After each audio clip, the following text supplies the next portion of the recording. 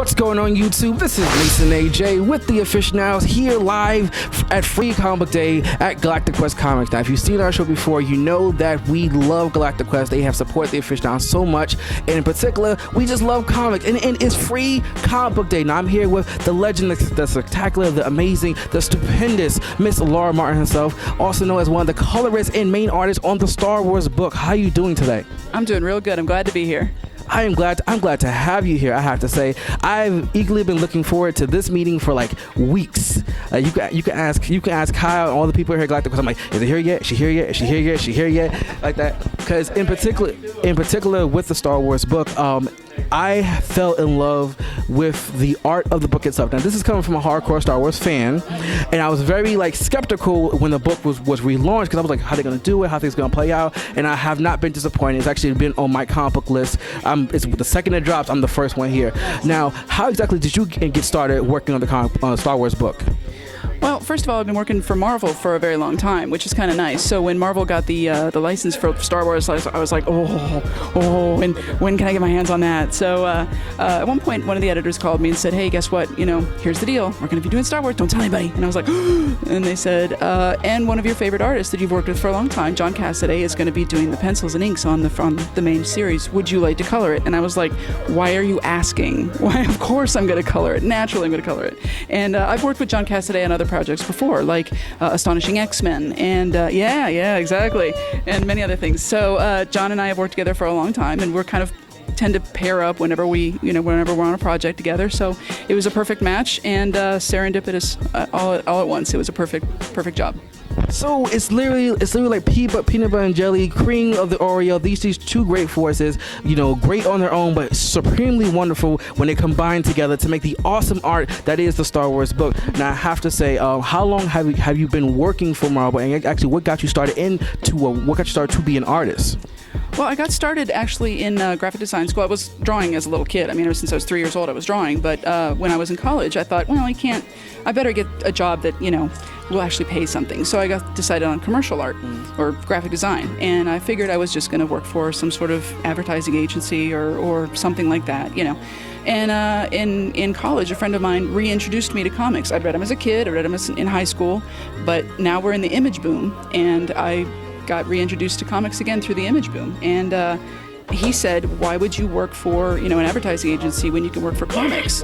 And I was like, what? People get paid for this? So yeah, exactly. It was a whole new world. So suddenly I immediately changed all of my senior projects, all of my work, right to comics, and really dove in hard. And I graduated, and within about 6 months or so, I was working in comics. I got a job at Wildstorm Productions out in California.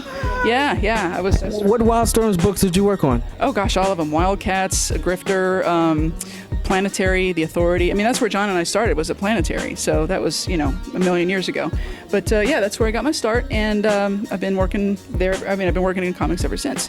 I went freelance after leaving Wildstorm. I went freelance in 2000, and that's when I started working with Marvel. The first thing I did was Universe X. So that was a bunch of years ago, but that was my first Marvel work, and ever since then I've been off and on with Marvel. See, you were already a hero in my eyes, but now you literally just upgraded from hero to champion, because Universe X is actually one of the books that I actually, as a young man, my uncle used to own a comic book store, and I used to read all the comics, but I got burnt out. There was so many different books, so many different things happening, and I just felt like my love and passion for comics greatly just diminished, like a flame. And Universe X and the new X-Men with Grant Morrison, and several other books, just things that were changing the name of game of comics, really reignited my passion, and it's been a beautiful journey ever since. Now, for young aspiring artists or people who want to get into the comic industry, what advice could you give them, as a veteran of the game,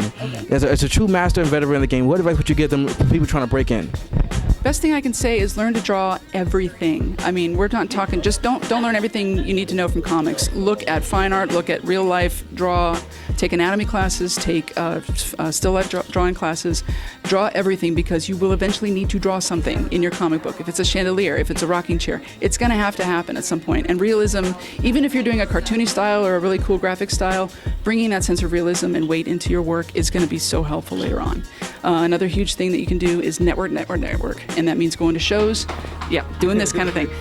Going to shows, meeting people at signings, going to portfolio reviews. And the biggest thing I can tell you is be open-minded with your critiques. When somebody gives you a critique, remember they're not talking about you, they're talking about your art, and all everybody ever wants to see you do is improve. So take what people say about your art, incorporate it into your art, continue to learn. That's the best thing I can tell you to do. So basically, be awesome, be humble, but also be yourself. Definitely make sure you do not give up on your dreams, and definitely keep trying. Because once again, everyone has to start somewhere. Like Miss Martin said, she started in one field and ended up in an amazing field of comics. And look at all the great artwork that she's done. Boom! Look at that. And she just made that right here, standing here.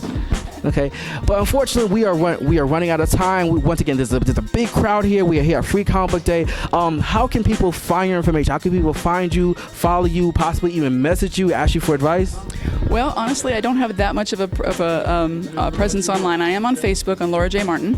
I will be having a website that's going to be up in probably about a month or so. It's going to be at colorista.net. That's colorista.net. That's kind of my nickname in the industry is Colorista. Colorista! So check out that in about a month or so. Okay.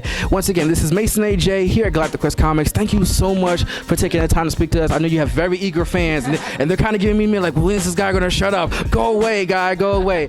But stay tuned. We also have a meeting with a lot of other great artists and other great comic book conventions happening. This is Mason AJ with the Aficionados. Once again, enjoying comic books and bringing you that comic book love. Tune in next time.